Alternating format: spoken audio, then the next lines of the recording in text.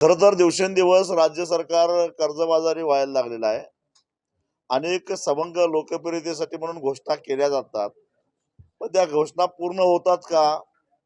हाही एक संशोधनाचा विषय आहे. खरं तर त्याची एक श्वेतपत्रिका काढली पाहिजे. छत्रपती शिवाजी महाराज कर्जमुक्ती योजना राबवली. त्याच्यातल्या अनेक पात्र शेतकऱ्यांच्या खात्यावर कर्जाच्या रकमा जमा झालेल्या नाहीत. त्याच्यानंतर महात्मा ज्योतिबा फुले मुक्ती योजना आली. त्याच्यामध्ये अजून पैसे अनेकांना मिळालेले नाहीत.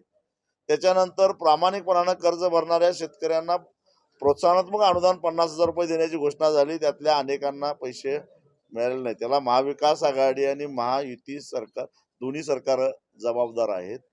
त्याच आणि तरी नवनवीन अशा प्रकारच्या लोकप्रिय घोषणा केल्या जातात की ज्याच्यामुळं मतं खेचली जावीत.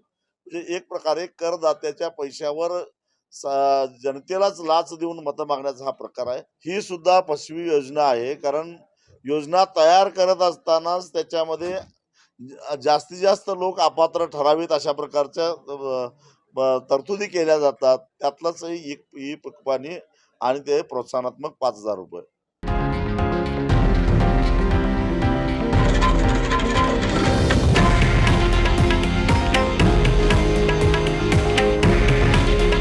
हे आहे देशातील नंबर 1 न्यूज नेटवर्क आणि आपण पाहत आहात TV9 मराठी. काळजी तुमची, हित महाराष्ट्राचं.